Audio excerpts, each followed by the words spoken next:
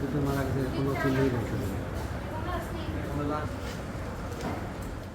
আজকে আমাদের মির্জাপুরে যে অনাকাঙ্ক্ষিত ঘটনাটা ঘটে গেল, নৌকা ভ্রমণে গিয়ে আমাদের আমরা কিছু রুগী পেয়েছি।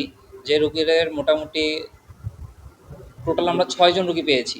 এই 6 জন রুগীর মধ্যে দুজনের অবস্থা খুবই আশঙ্কাজনক এবং দুজনকে তো আমরা মৃত অবস্থায় পেয়েছি, এবং আর দুজন মোটামুটি অনেকটা ওভারঅল ভালো আছে। যদিও আহ, যে দুজন খারাপ তাদের বার্নের পরিমাণ 12% মতো হবে, ওভারঅল 12% এরকম। তো মোটামুটি তারা অনেকটা আশঙ্কাজনক বলা চলে। আমরা আইছি ঘুরতে।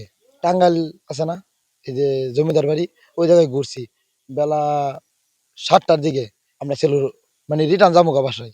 বাসায় ফিরে যাবো, ধরেন হালকা অন্ধকারের ভিতরে হয়েছে, মানে তার যে ঝুলে রয়েছিল পানি রেন যে ঝুলে আসছিল, আমরা মনে করেন মানে কেউ সেলের উপরে কেউ নিচে আসছিল, সামনে যে যেমনি করে কয়েকজন খাড়ে আসছিল, হ্যাঁ আসলে ডাইরেক্ট শর্ট লাগছে। সেলু তো যাইতেছে, তার তো এমনি মানে এই সেলুর উপরে যারা ছিল সবার শর্ট খাইছে, মানে আমাদের উপরে সবাই, মানে সেলু তো উপরে যারা আছে এরকম সব পড়ে গেছে এক করে।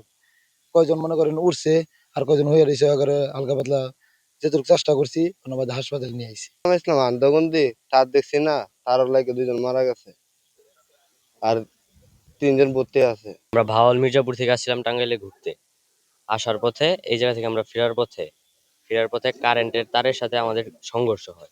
সংঘর্ষ হওয়ার পরে ওই জায়গায় তাড়াতাড়ি একটা ঘাটে ভিড়ানো হয়। নৌকা ঘাটে ভিড়ানোর পরে আমরা তাড়াহুড়া করে 6 জনরে আমরা হাসপাতালে, যারা ক্রিটিক্যাল অবস্থা ছিল 6 জনরে আমরা হাসপাতালে আনি। হাসপাতালে আনার পরে 2 জন নিহত হয়। এখন 4 জন থেকে 2 জন মোটামুটি সুস্থ আছে আর 2 জন স্যালাইন চলে।